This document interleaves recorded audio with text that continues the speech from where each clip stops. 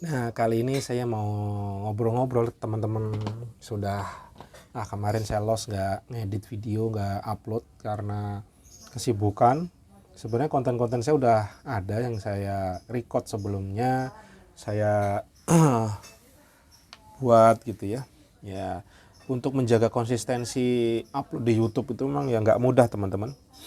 Apalagi kalau harus ngedit. Saya kemarin sempat ngobrol juga sama ayah dari salah satu student di temennya Bumi gitu ya. Alhamdulillah malah saya dapat pencerahan. Beliau kalau dari sisi usia masih bawah saya, tapi kalau dari sisi pengalaman bisnis sepertinya memang udah jauh di atas saya, karena dia sudah memiliki salah satu restoran di Tanjung Duren, Fish and Co kalau nggak salah.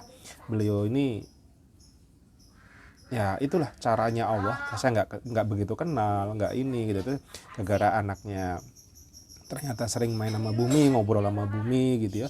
Beliau akhirnya bisa sharing. Saya sangat welcome, sangat happy ketemu orang-orang yang eh, berkenan untuk sharing pengalamannya gitu ya. Kalau saya ngelihat, bukan seseorang itu bukan karena mobilnya keren, kendaraannya keren, gayanya tinggi, no. Kalau saya sekarang melihatnya bukan di situ. Tapi pada saat beliau misalkan punya bisnis, bercerita, memotivasi, inspiring, itulah yang saya sangat appreciate. Karena saya dulu melewati masa-masa di mana zaman muda itu kalau yang kelihatan keren menurut saya dulu gitu ya, kalau sepatunya aja standarisasinya misalkan geok gitu. Geok itu dia sepatu yang di atas 1 juta ke atas, bahkan sampai ke harga 3 juta. Terus pakaiannya brand ini, brand itu. Tapi setelah semakin usia segala macam, yang terkeren itu ya manusia yang bisa memberi manfaat orang lain sebanyak-banyaknya gitu. Sebaik-baik orang lah orang yang bermanfaat orang lain. Dan ternyata kata-kata itu bener real apa adanya. Makin tinggi harta, harta itu bisa jadi kayak nggak begitu valuable lagi gitu. Valuable itu pada saat nilainya, saat kita bisa memberikan hal-hal terbaik buat orang lain, bisa memotivasi, bisa memberikan solusi, bisa mengajak ke tempat kebaikan gitu. apalagi generasi sekarang, guys. Generasi sekarang, anak-anak kita itu SD, SMP, mereka ini kan dengan revolusi informasi yang begitu cepat, yang detik demi detiknya ini, dan mereka komunikasi yang makin cepat, itu juga problem juga loh.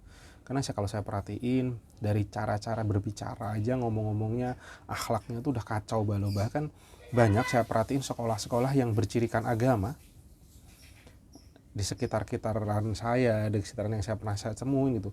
Habit mereka ini, cara bicaranya itu aja juga udah wow, sangat-sangat kasar, sangat-sangat yang ya jauh dari moralitas lah gitu. Ini problem-problem kehidupan yang dihadapin gitu, yang saya pantau. Waduh, ngeri juga anak-anak sekarang ya. Bahasa binatang, bahasa nggak santun, wah itu kesantunan itu sangat-sangat lost. Nah, ini tantangan kita sebagai orang tua. Saya sendiri juga masih sebagai orang tua masih belajar, walaupun lah udah anak 2, tapi saya merasa lah kok ilmu parenting saya tuh jauh, karena secara akhlak sendiri juga masih kacau gitu. Nah, ini PR besar, guys. Pada saat gempuran informasi ini luar biasa, secara ekonomi kita pun juga masih cenderung masih jauh, masih lemah gitu ya. Saya merasakan sendiri, waduh gimana ya bangun ekonomi yang kuat, mandiri itu. Nah, ini semua ya wes, solusinya apa menurut saya? Ya lillah gitu, guys. Jadi pasrah ke Allah, bermohon, apapun problemnya harus benar-benar bermohon ke sana. Saya coba praktekkan gitu, gimana caranya ibadah itu on time gitu.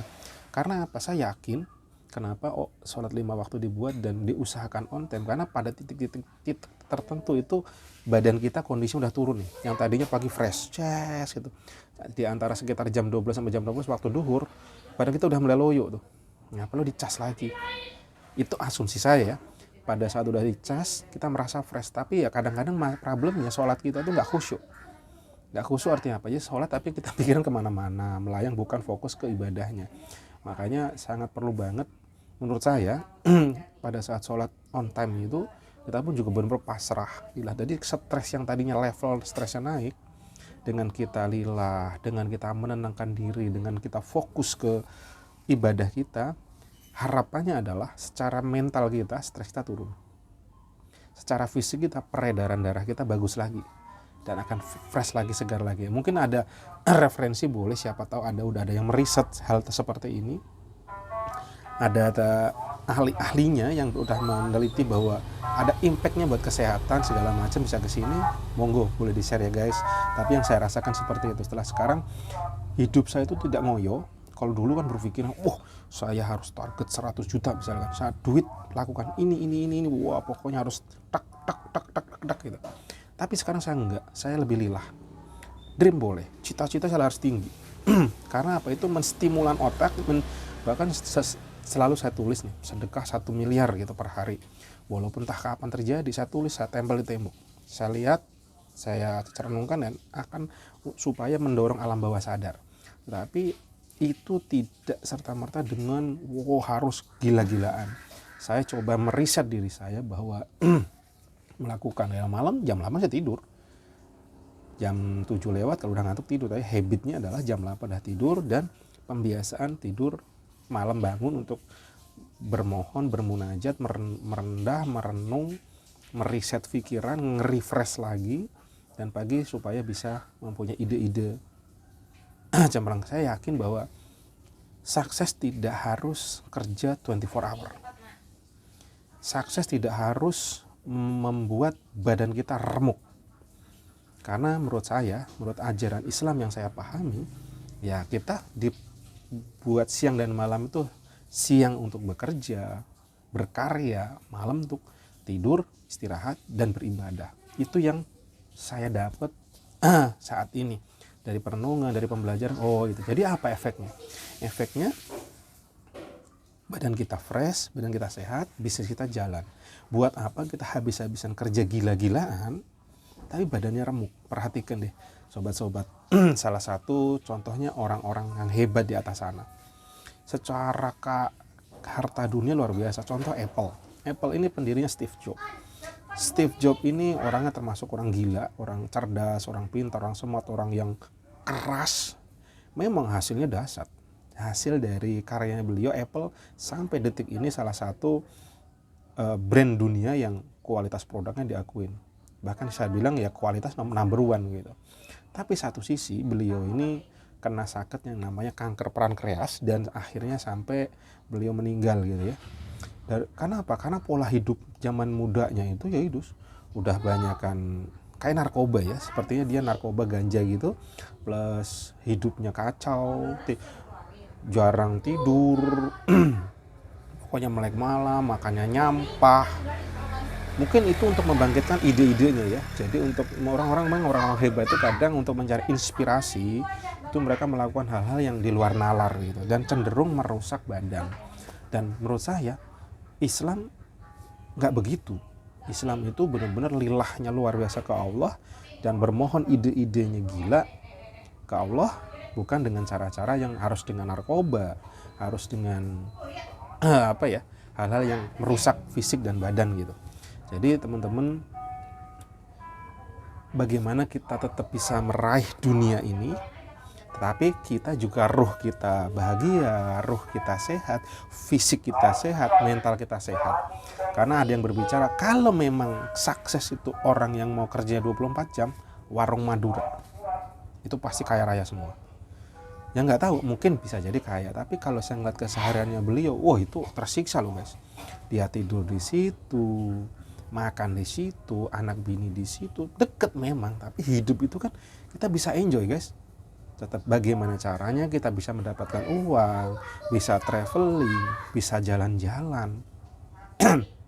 Nah, untuk menurut saya mencari hidup nggak harus seperti itu gitu. Tapi pilihan memang guys. Tapi kita itu kan hidup kita harus gimana jiwa kita happy, jiwa kita tenang, jiwa kita bersyukur.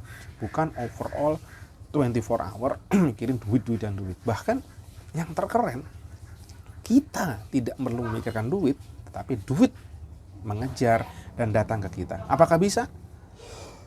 Sangat-sangat bisa. Ingat lagi bahwa duit, harta itu bukan karena kerja keras kita, karena pemberian dari Gusti Ingkang Maha Kuwasa. semesta akan mendukung kita, kalau kata bahasanya Nopek Nopian, katanya Prof Yohanes Surya gitu, semestakung bahasanya, semesta mendukung. Nah, cara-cara kita supaya rezeki kita bagus ya, kita tenang. Ini pembahasan magnet rezeki gitu ya. Kalau kita tenang, kita ini nggak usah kemerungsung gitu. Tetapi jujur ini kata-kata ini saya tunjukkan ke diri saya sendiri ya guys, ke diri saya supaya saya ingat lagi gitu. Semakin kita tenang, semakin rezeki itu akan nongol. Tapi kalau kemerungsung, ruwet guys. Saya bener-bener melatih ini everyday. Misalkan nih, sehari ini kok jualan saya ngedrop, wah itu neng gitu ya, teng gitu. Tapi saya cepat-cepat, wah saya harus lilah pasrah. Pasti ya kakul, yakin aja pasakan Allah gitu. Orang saya pikirin, nggak saya pikirin juga saya harus bayar. Saya pikirin, nggak pikirin saya harus makan. Saya harus membayar iklan saya tiap hari gitu. Kalau saya pikirin stres, buat apa? Mendingan saya action, mending saya tenangkan diri. Pada saat begitu saya mikir, ya mendingan saya nonton yang lain, nonton Netflix, bla bla bla gitu, menstimulus untuk tidak muncul negatif. Tapi ya pembiasaan ini yang tidak mudah, karena banyak banget informasi yang masuk. Kita lagi duduk nonton TikTok, yang muncul yang kacau-kacau, yang merusak, yang negatif, membuat hal yang wow gitu. Jadi teman-teman, begitulah cerita-cerita saya pagi ini, ngobrol-ngobrol, curhat-curhat saya. Bagaimana membiasakan konten itu memang tidak mudah, dan ini nanti tanpa edit ya guys, supaya langsung bisa upload. Dan juga proses pembelajaran untuk ngobrol, dan ngobrol begini nih juga perlu belajar nih. Saya dari tadi handheld, kamera saya pegang pakai tangan. Nah sekarang saya coba geletakin deh. Oke, sekian dulu karena Bumi udah mau berangkat. Kita siap-siap guys, see you.